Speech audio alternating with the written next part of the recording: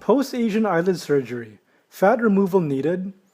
I had Asian eyelid surgery about 9 months ago, and it seems like every passing month, my upper eyelids keep dropping lower, where the crease becomes less visible.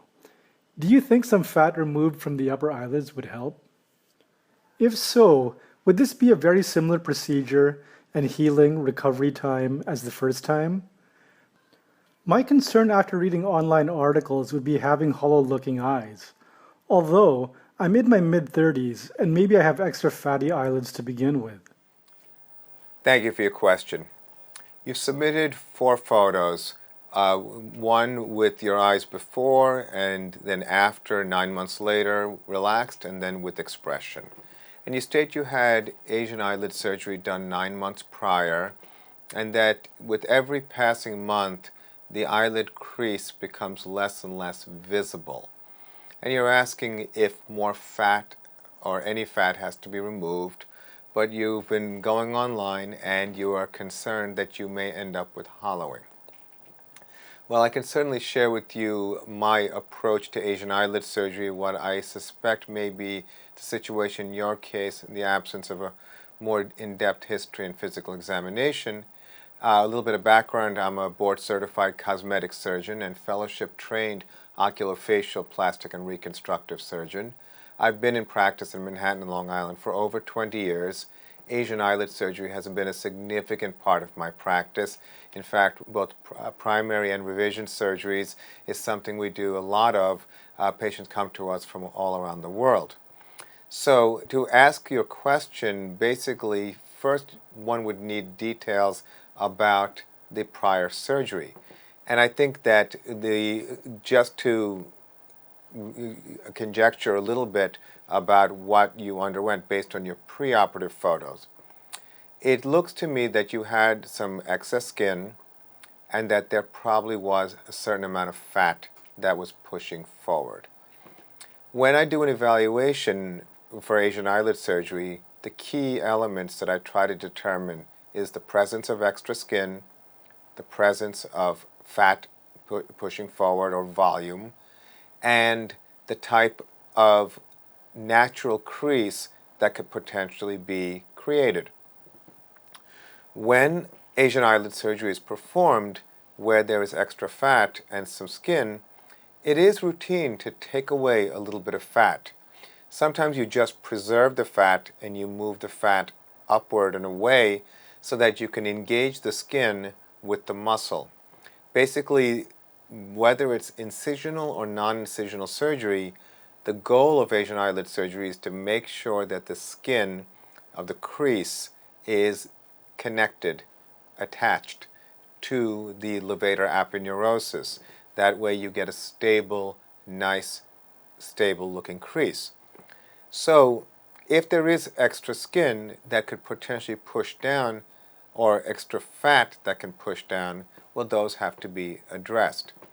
Generally speaking, most experienced cosmetic surgeons who perform Asian eyelid surgery are going to be conservative about removing fat, with that exact concern of having a hollowed appearance.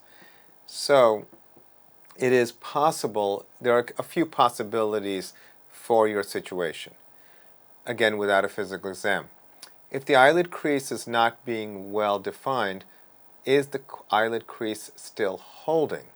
So the best way to figure that out to a degree is by lifting the upper eyelid passively and seeing where that crease is attached, whether or not it's still pushing upward and the skin is rolling over it, or whether the skin is just rolling passively.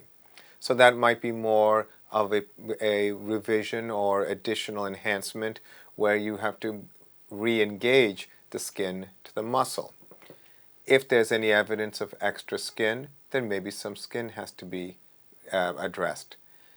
And of course, if the skin were to be opened up, you can certainly look and see if there's any additional fat.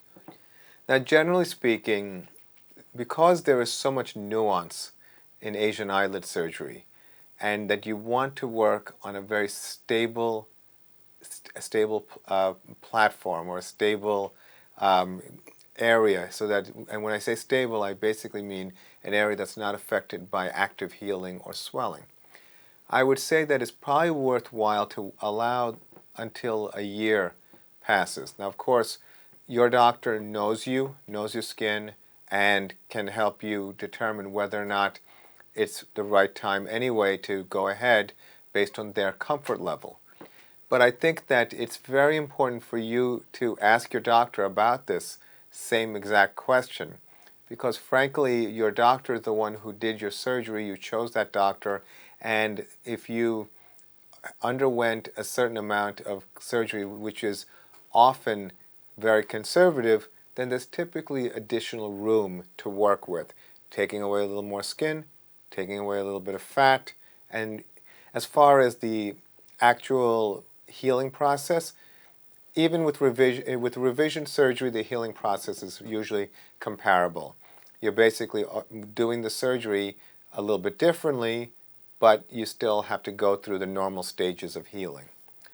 So again, contact your original surgeon, ask about these concerns and issues. I'm sure your doctor wants to see you have a nice defined crease and an outcome that you intended to have after the surgery.